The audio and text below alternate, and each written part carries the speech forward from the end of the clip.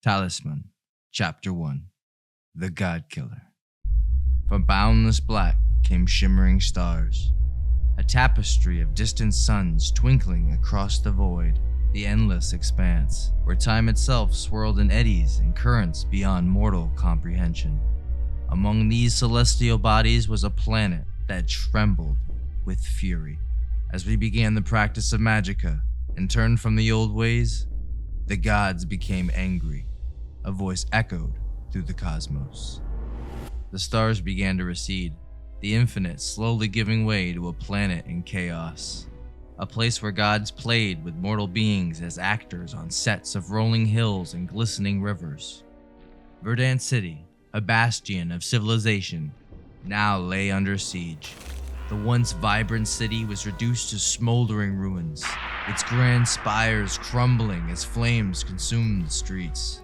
Screams echoed through the narrow alleys where the dying and the desperate clashed in a futile struggle against an overwhelming force.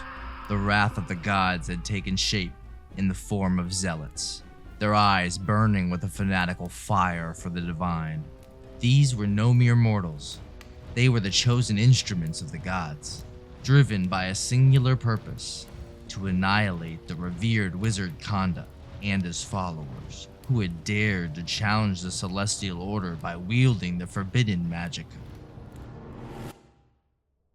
Khanda, a wizard of great stature, with a shaved head covered in tattoos of magic symbols, stood at the edge of a shattered balcony, high above the chaos that engulfed Verdant.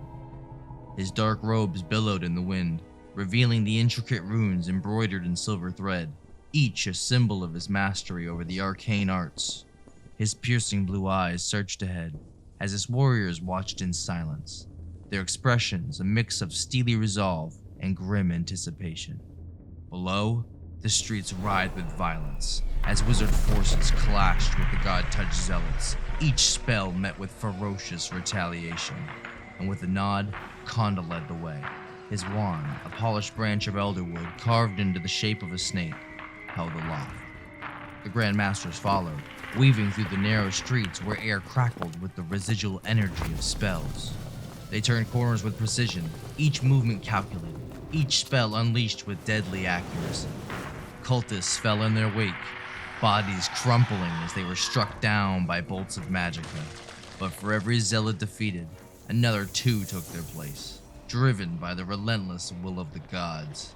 The wizards reached the top of a towering spire that loomed over the city, its peak lost in the churning smoke.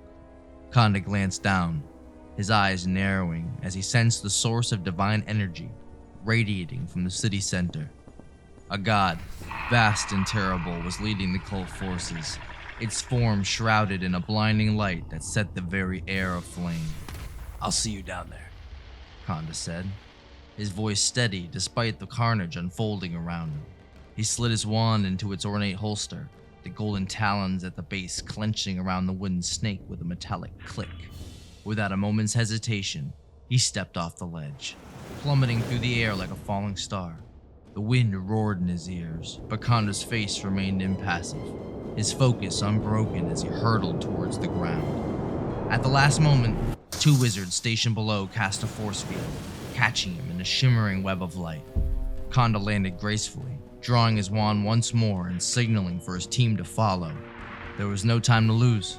The battle was intensifying, and fate hung in the balance.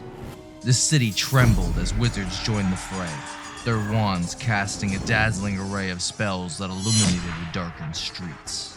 Buildings crumbled under the force of the magicka unleashed, and men were torn apart as ancient forces clashed in a brutal, unrelenting war. In the center of the chaos, a god stood tall, its presence a beacon of destruction. With a guttural chant in a language older than time, it set a man ablaze from within, the soldier's flesh melting away as he disintegrated into ash. Khanda's men faltered, their courage wavering in the face of such overwhelming power. But Khanda did not flinch.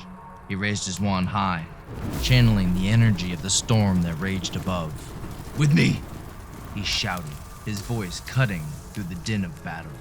His call was met with a rallying cry from his followers, who, despite their fear, took up their wands and began to chant. Together, they cast a spell of immense power, their voices rising in unison as beams of blue and green light shot from their wands, converging on the god. The very air trembled as the spell took hold, and for the first time, the god was afraid.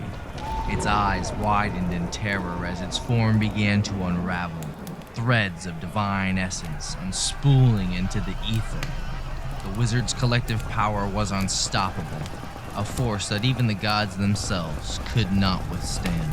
The god let out a final, anguished scream as it was torn apart, its followers scattering in panic.